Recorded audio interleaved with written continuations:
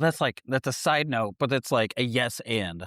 It is this and. You know what I kept thinking of was you and me always dreaming of making a video game, and then how does that live on? Or is it just like your artistic creativity is just it's there and then all of a sudden it's not? And I was like, oh man, that gave me like some real downer. These are like dreams you and I have had for 20 years. So crazy, 20 years, by the way. It's a long time. You and me, babe. You and me. All right, let's rock and roll.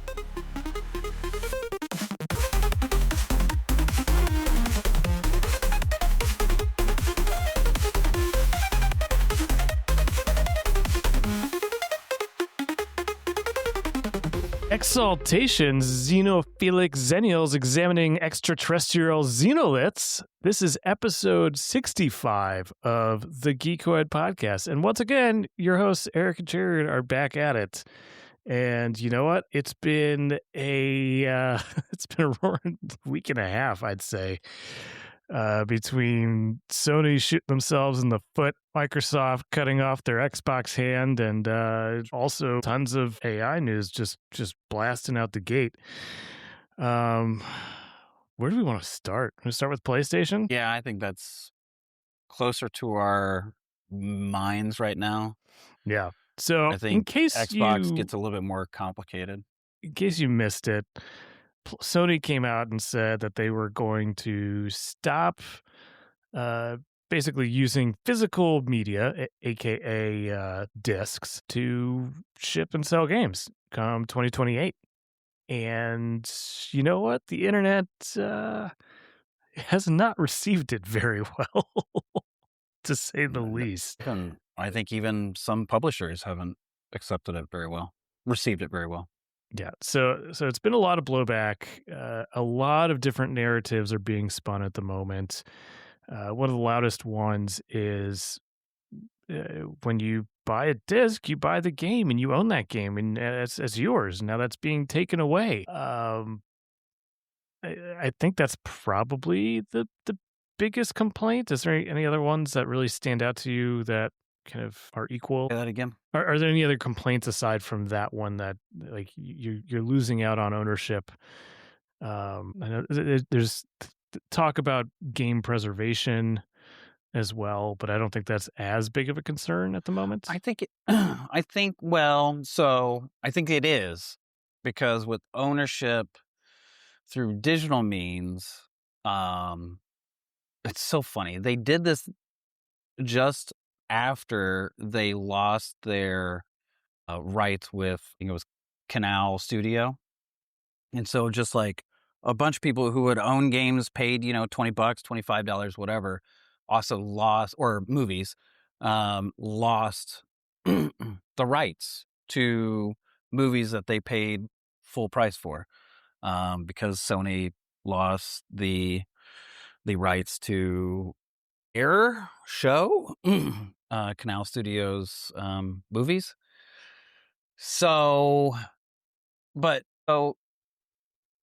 you think of that, you now shift it into games, and at any point in time, good for Sony, like, the middleman, the retailers, your manufacturers, your resellers, like, they don't have to worry about any of that anymore. They can be direct. However, also, in which I'm absolutely certain it costs them a huge amount of money for the physical and then these other third-party companies. But at any point in time, if they want to remove it, your ownership, and then also then that preservation, like, it's not going to it's going to be gone. And it's not, the hope, but I doubt it, is, we're going to get all these massive 200% increase in data centers and all these extra servers. Are they then going to invest a little bit of money to, like, well, we're not going to upkeep it anymore, but we'll put it on some servers so that people can play it for, the rest of time. And I doubt that. So what do you do if you don't have a physical or you don't have the ability to somehow take the digital and move it into onto your own NAS or hard drive or Blu-ray or CD or cartridge? Yeah, I think um, this is pretty downer, but this is some damn end times, Eric. End times. Wow. I think the other thing that has been talked about as well is you'll never be able to sell a game or buy a used game That's true. anymore. Right. And Which again affects their margin. So, I understand it. yeah, so But let me like, break down the different positions here. well, And I before you do okay. that, I want to state this. So when I was a kid, and probably you too, we couldn't constantly go to our parents to buy a brand new game. And even back then it was like 50, $60. So I went to GameSpot or GameStop and to Disc Replay and those places to get used games. Before that, we had rentals. So then I would rent a game. Um, and then sometimes, the game was sold or they didn't have enough inventory. So then they would sell it at a marked down price. I remember doing all that. And if it wasn't for things like that, I wouldn't have been a gamer. Yeah, but now the economics of gaming as a whole have radically shifted from what it was like when we were children. So, Yeah, I think it's much more luxury now, or it's getting to that point. well, yeah, I wouldn't say that. I mean, the barriers to entry are fairly low. I mean, you look at a lot of major titles out there now, and they're actually free to play. It's only other games that have not monetized via this live service uh kind of model that still have that high entry point. So if you want to play games, there's a way to play games for free. Like Sure, but there's a way like to play great games for free too. yeah, 007 though, or Indiana Jones or Lara Croft, those aren't gonna be free. No, absolutely not. But the other And part, those are single player games. You might yeah, be talking about. it's really the single player games where I think this is going to have the hardest impact. So there's a few things to unpack here when you look at this move that Sony has made. The impetus is one, it decreases development costs. You no longer have to worry about creating machines that have disk drives. That saves one on development costs, two on the cost of the machine itself, three from a software development standpoint. You no longer have to worry about disk loading and someone ejecting the disk and build all this other crap in. You just the game is going to be installed on the hard drive. You have this much memory. Like it takes some of the guesswork out. So that's just the development side. Then the actual marketplace side of things, all that used game revenue never trickles back to Sony or the developers. And I've said this for a long time on this podcast is that while used game sales are great for the consumer, it's really a crappy deal for game developers who really struggle already to make a buck. And then now they're just being all their hard work is going to some third party reseller. So, in that regard, I'm kind of in favor, but there's something that cropped up over the weekend that really made me go, oh, this is bad. And this takes all of the pricing power and puts it in the hands of Sony. So I saw Mhm. this one comparison. That was showing a digital game on the PlayStation uh, network that was full price for $59.99. But you know what? That same game was available for $24.99 in a On boxed Amazon. copy. Well, Yep. on Amazon or in GameStop, I can't remember exactly where it was. And it's the optionality for consumers going away that I think is really the worst part of this. Because, like I said, it takes all the pricing power, puts it in the hands of Sony, and you know what? Game developers are going to have fewer options too in terms of how they price their games. It's basically Sony is king and now tells everybody how it's going to be, and Mhm. consumers really don't have any way to fight back or vote with their wallet aside from just completely jumping ship and going to, let's say, Xbox or Nintendo or Steam. Well, and you say that, so Steam's mainly digital, which Well, we've yeah, all yeah. we accepted that a long time ago. I don't know why the PC, I guess because of Steam. But Xbox already there are rumblings that Project Helix is potentially also going to be all digital. And so really the only one left, which is funny, they just beat to their own drum, is Nintendo with their cartridges, which has been an archaic thing that we've made fun of forever because everybody shifted to Sony's Blu-ray. Yeah, but even with with Nintendo, you're not getting a lot of savings by buying a used game, and even if you do, you still have to pay this upgrade tax if you're going from a Switch 1 to a Switch 2 game, which is just But your resale markets, your GameStops and your yeah. disc replays. Um, So I I mean, it's yeah, a difficult pill to swallow, but you know we've been headed in this direction for the yes. longest time, and I'm surprised it honestly didn't happen sooner. And I think what's happening is Sony is just ripping off the Band-Aid. They know they're going to get a ton of blowback. They know they're going to get some bad press, but I think they feel like they are in such a dominant position in the console space that they can afford to take the PR hit.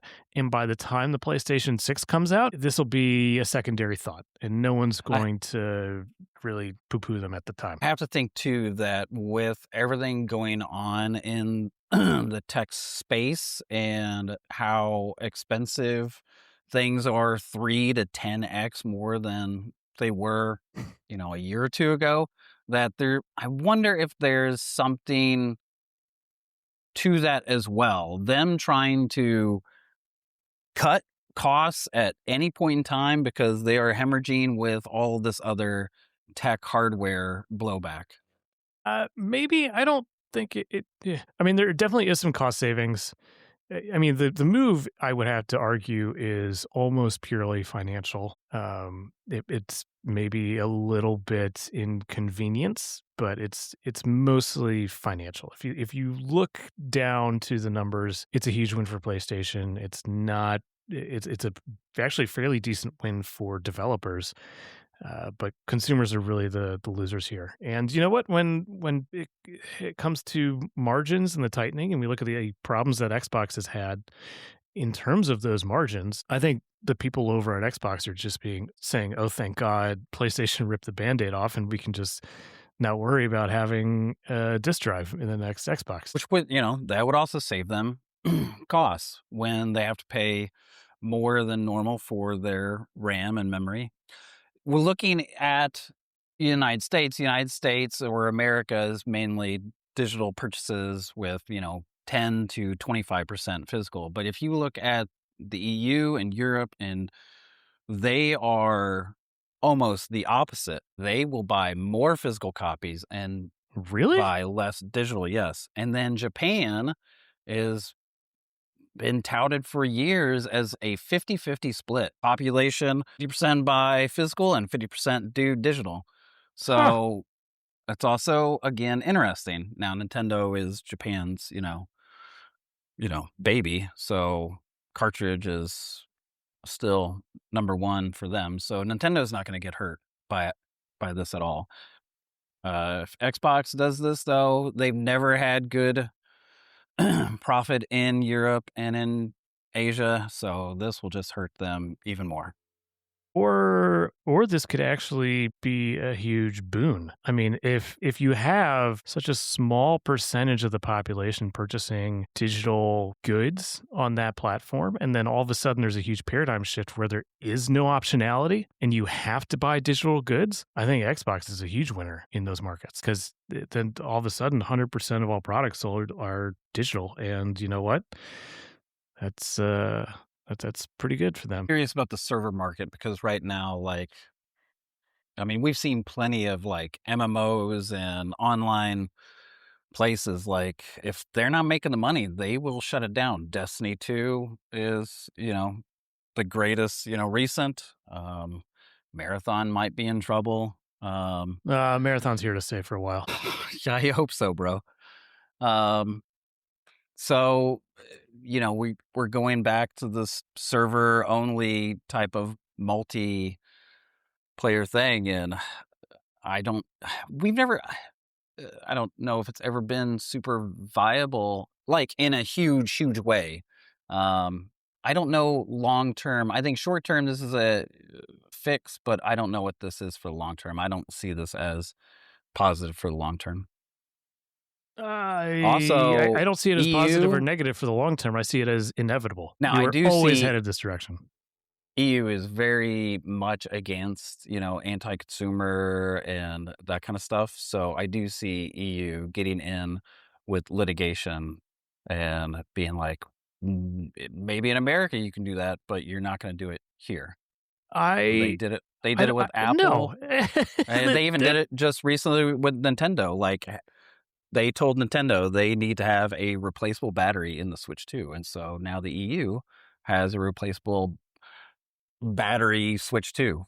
Which that the EU is all sorts of ass backwards. I'm sorry, but like that whole thing, like your handheld console has to have a removable battery, but all these phones and tablets that people are buying every day, that doesn't need to. And to your point, where the EU is going to have any sort of implications on how this plays out, I don't think so. Because I mean, Apple, Google Play, you've never had to have a physical copy of games on those platforms. Why? Like, what legal standing could they possibly have for enforcing disk drives and physical copies of games in future platforms? I think it's the rights to the consumers. You're paying $50, $20 for a movie. You're paying $50 for a game. And then all of a sudden, potential for that game to be gone. I don't think the EU is going to look kindly to that. Well, I hate to break it to everybody out there, but when you buy a game, even if it's in a disc form, you don't actually have the rights to play that game indefinitely. When you buy a game, you are buying a license for software. And legally speaking, you are not entitled to play that game indefinitely. Like you have no legal right to do it indefinitely. You are given a limited license to execute the software that is found on that disk. So this whole thing that you buy something and you should have access to it forever. I mean, here's the thing. Platforms are going to evolve, updates are going to happen, hardware is going to change, and thankfully we have awesome emulation technology that allows us to continue to play older games, but it's only going to continue to evolve, and some games are just going to fall out of that, although it may happen less and less thanks to AI. I can't tell if you're frozen or you just disagree vehemently. Vehemently, yeah. I hate everything you just said. Yeah, I know. The truth hurts Like if sometimes. if I buy a Batman Returns, I don't know, old school. If I buy, and I buy a Blu-ray of it, it's mine. I have it. If I buy a digital version of Batman Returns or whatever, then I run the risk of it being gone at some point, I guess. Technically, if you have that Blu-ray, there may be a risk of you not being able to play it in the future, but the risk is very low. I got a really old school Blu-ray player. Right. So in that case, you should be safe. But like there's no guarantee for a lot of these other things. But let's talk about Xbox. How's that sound? Oh, do we want to finish what happened 2 days after they announced with the how screenshots some of that I gave you? the execs decided to sell millions of dollars worth of shares in PlayStation or Sony? Yeah. So Sony CEO, and I will butcher your name, so I apologize. Hiroki Totoki sold more than half of his stock in the company. Let's see, billions of dollars 2 days later. I gotta move your face. Hiroki sold 225,000 shares of Sony stock July 3rd, and we are July 8th as of recording this at $21.02 per share. Pulled in roughly $4.7 million on the transaction. $225,000 shares represented 56% of his total stake in the company. And following the transaction, he was left with 150 shares. And You know what that tells then, me? He wanted to buy a boat. yeah. The- And then and the also timing filed just seemed right. the same time, also filed July 3rd, Sony's chief strategy officer, Toshimito Mitamo, I butchered that, sold 25,000 shares of stock, representing around 18% of his total shares. He sold his shares at also $21.02, totaling about $525,500. You know what that tells me? He wanted a Oof. slightly smaller boat than the other. There's writing on the wall that yeah. Yeah, I mean, here's the If thing. I think they were if monitoring the PR shareholders are chatter. gonna do something. They're monitoring the the chatter on the interwebs, and basically they were prepared to monitor it. They were able to see how the internet was reacting, and you know what? They were not in a lockup period, and they were able to sell before the broader market really caught wind of the wider reaction. And you know what? That's just Yeah. smart. It's smart trading. They're like, "Oh, this is not gonna be good. All right, I better sell a good portion of my stock." Yeah. Well, maybe some people should have sold some Xbox or Microsoft shares. I don't know. Yeah, 'cause this is not is this worse? This has gotta be worse. I don't know. This is short term, long term. They're both they're both bad. They're both really bad, Eric. Yeah. So Oh, I do have numbers for, studios. last last episode we talked about how Asha put out this like next 100 days talking about changes that would have to made, the problems with the industry, the challenges they're facing, and the last few days they have cut thousands of jobs across all parts of Xbox, with lots of studios being crippled, basically being removed from the Microsoft fold, if you will, which I actually think is a pretty good thing for those studios. But then some of the primary Xbox studios, like id Software, near and dear to my heart, they gave me my first job out of college, and you know what? The entire studio basically got cut in half, and that uh, that leaves a bad taste in my mouth. I need to have another drink. Yeah, Asha threw out a statement, and she was very transparent. But from what I can remember, one of the big takeaways for me was for every dollar spent, um, they were losing 64 cents off that dollar. So let's say $100 million, and they were losing $64 million. So that's Which part of the the way reason she why communicated the financial numbers made me scratch my head. It's like, oh, we're losing what, 34 cents on a dollar, 64 cents. or yeah, either way. But then their profit like they're not profitable, but they are, but they're not as profitable as it just, I got conflicting signals. I haven't dug into it. I'm sure if you dig into it, it would make a lot more sense. But uh, yeah, I mean, But Xbox has not been performing like Microsoft wants it to be. That's the bottom line. no, yeah. What was the other takeaway? Oh, they had 14 levels of leadership. Like nothing was really moving forward, and they didn't have a COO who would actually be tracking profit and loss like any good company should. So finally, whatever, 20 years later, 10 years later, they're like, yeah, we should probably get a COO to like track P&L and also reduce the amount of people before a decision is actually made. So Yeah, those are two I other things. get the uh, limiting the number of levels of management, because 14 is freaking bonkers. I don't know Right. how you exist as an organization being that vertical.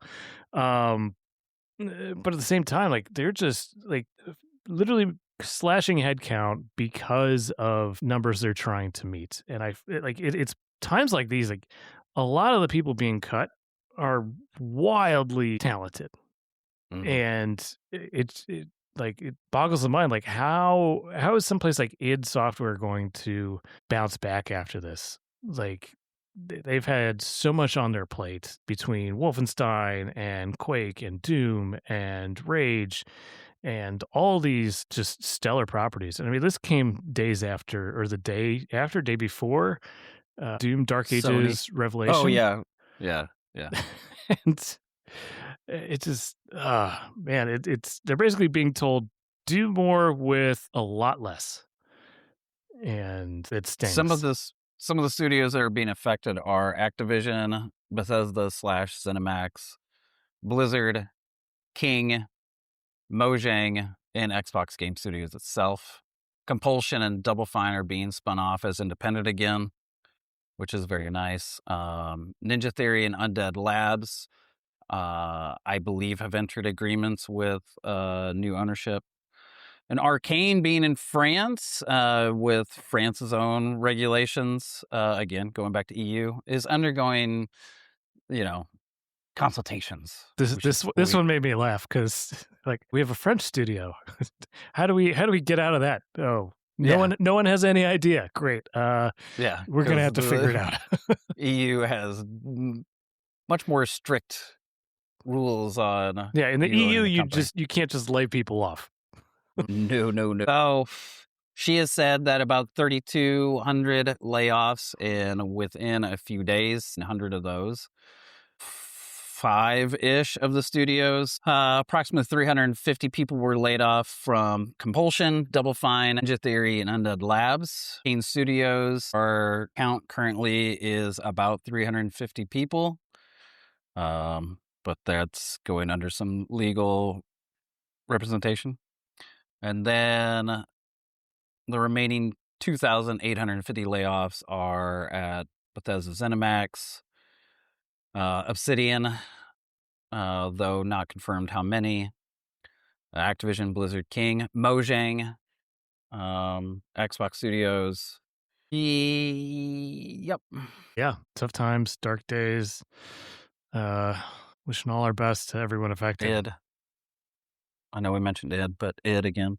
Yeah, this is, and she said transparency again. She, whether it was people who were sought after, people who had been there a long time, people who, went through the struggles of, applying and interviewing multiple times. Yep. Yeah, I scratch my head sometimes uh, at how are one existing employees at these massive corporations supposed to react to these really imposing layoffs, and how are potential new hires and prospective candidates supposed to think about this? Like, these are behemoths that are making record profits and they're laying off people at record rates. And Microsoft is asking Bethesda and Activision to be faster at getting their games out instead of waiting 10 years while also doing this. That makes me giggle.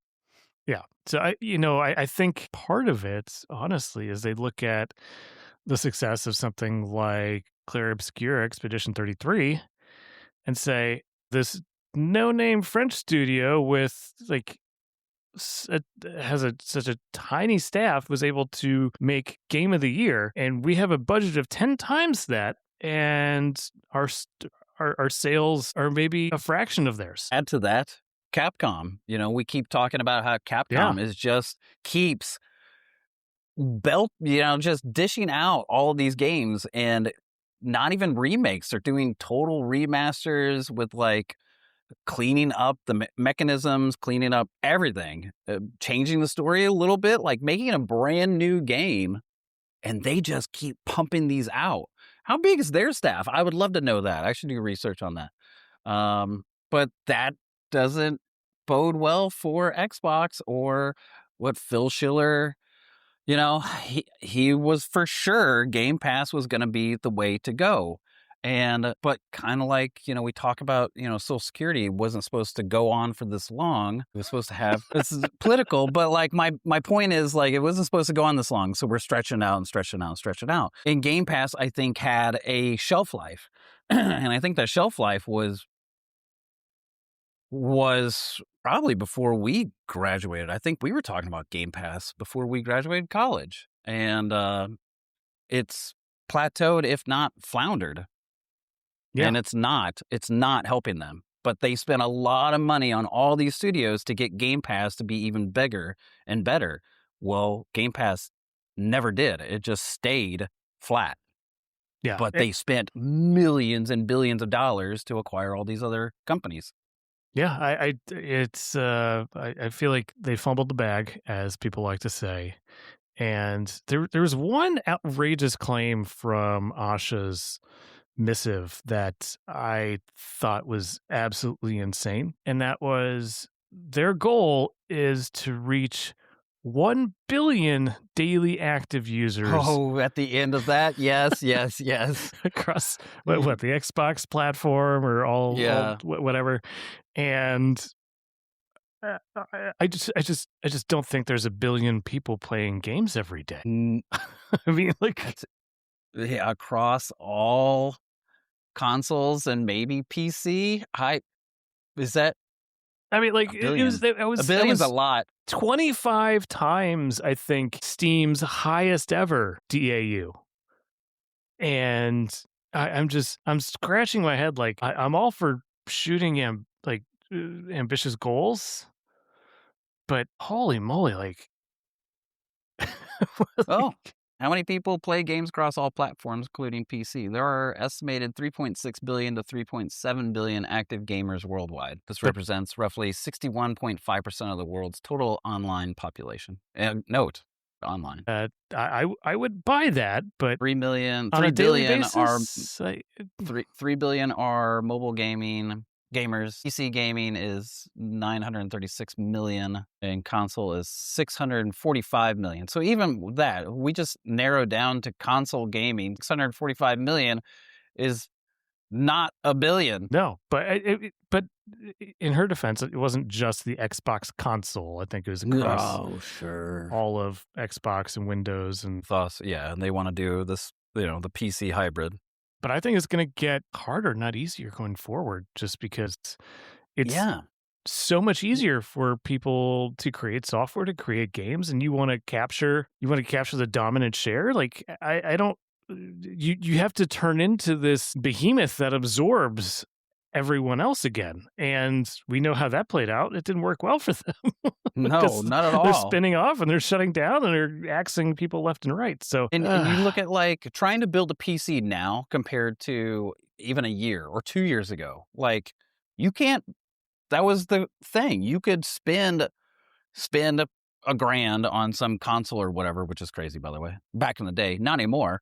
Or spend a grand and you have like a legit gaming PC that can also do other stuff, which, is kind of the Swiss Army knife. You can't do that now. We're getting rumors. We already saw it with the Steam machine that these consoles are going to be like 1,000, if not $1,500. Who's going to be able to afford that when people are still making $16 to $25 an hour? I have a prediction that this next generation will be the fittest generation in a century because they won't be able to play computer games and they'll be forced to go outside and kick a ball. It'll be COVID, but in a different way.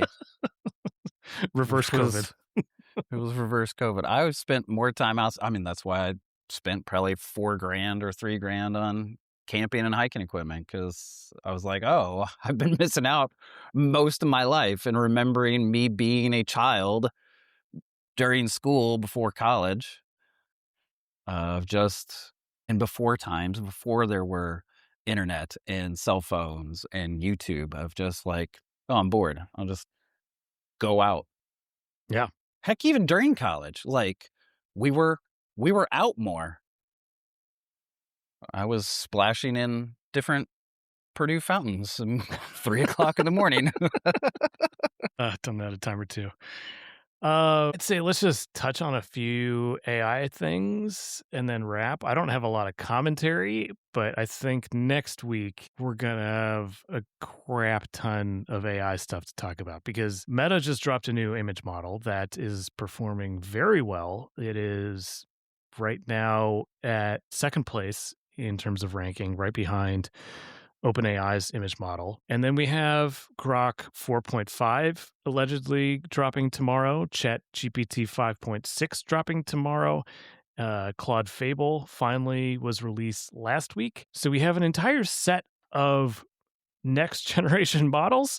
The bar for AI just jumped 10 feet up. What are these new? Do you have any like quick notes on what these new image models or 4.5, 5.6, Fable, what they're increasing upgrades, dates they're giving? Yeah, so I'll start with what's available now. That's Claude Fable, which is a watered down version of Claude Mythos. And so we had talked about previously how this was the super dangerous model that was given to security researchers and institutions across like 50 companies that were hand chosen because they were super important. And then they found all these security vulnerabilities that haven't been found in decades. And like that's This is probably what.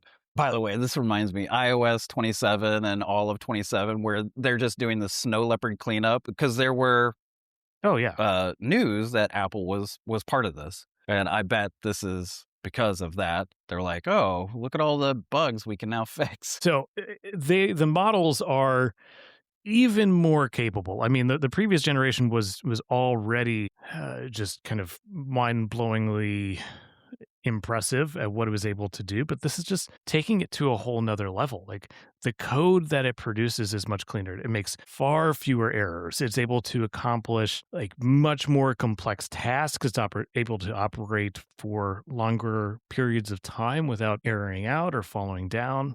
And it's a lot more expensive, yes, but I mean that's the trend. The newest generation of models is going to be vastly more expensive, but it's going to cost is going to come down over time. So right now you can use Claude Fable, I think, for another 4 days on their kind of cheapest subscription plan, and then after that it's going to be API access only, I think.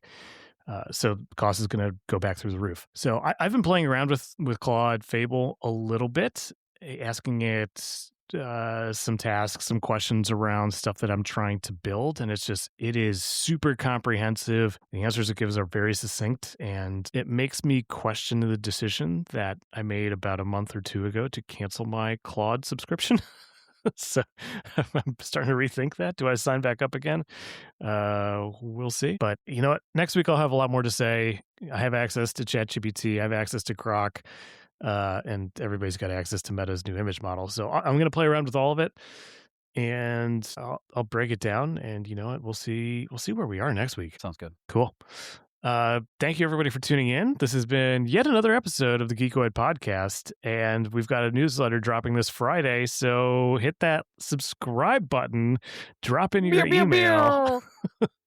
And don't forget to give us a love on YouTube. There's going to be some video stuff coming.